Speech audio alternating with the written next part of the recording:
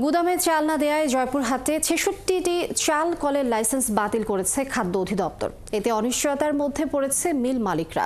বলছেন ১ কেজি চালের উৎপাদন খরচ ৫৮ টাকা আর সরকার মূল্য নির্ধারণ করেছে ৪৭ টাকা। এভাবে বছরের পর বছর লোকসান গুণে চাল দেওয়া সম্ভব না। মজেম হোসেনের তথ্য ছবিতে প্রতিবেদন। জয়পুরহাটে চলতি মৌসুমে ৬৯,৮৭০ হেক্টর জমিতে রোপা আমন ধানের চাষ হয়েছে। এ থেকে চাল উৎপাদনের লক্ষ্যমাত্রা ধরা হয় ২,২৯,৬৪২ মেট্রিক টন।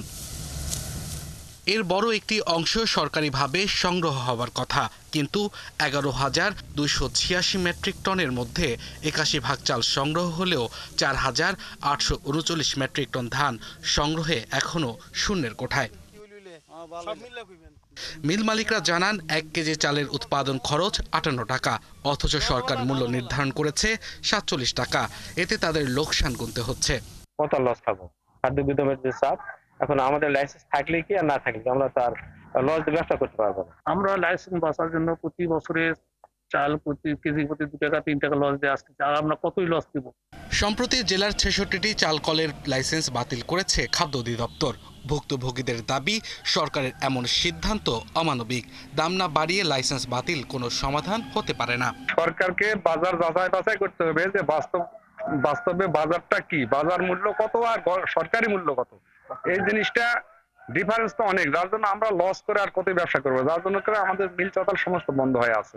বিভিন্ন সংগঠনের নেতারা বলছেন, স্থানীয় ও আন্তর্জাতিক বাজারের সঙ্গে মূল্য যাচাই না করে ব্যবসায়ীদের উপর জোর করে ধান ও চালের দর চাপিয়ে দেওয়া হয়। এতে বছরের পর বছর লোকসান গুনতে হয় মিল মালিকদের। চাল সরবরাহের ক্ষেত্রে যদি প্রতি কেজিতে ৫ টাকা তার যদি লস হয়, সে কিন্তু এই চালটা সরবরাহ করতে পারবে না, এটি স্বাভাবিক। অর্থাৎ তার কারণে তার যদি এইভাবে দণ্ড দেওয়া হয় যে তার লাইসেন্স বাতিল করা হবে, তার বিদ্যুৎ লাইন কাটা হবে, এটি কিন্তু অমানবিক, এটি ঠিক হবে না।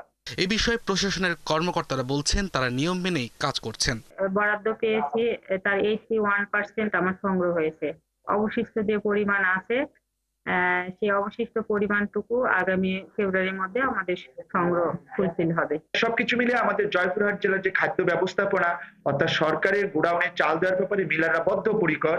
তারা মিলাররা শতভাগ চাল এখানে সংগ্রহ করতে আমরা সক্ষম হব। গত ১৭ নভেম্বর জেলায় আমন মৌসুমের ধান ও চাল সংগ্রহ অভিযান শুরু হয়, যা আগামী ২৮ ফেব্রুয়ারি পর্যন্ত চলবে।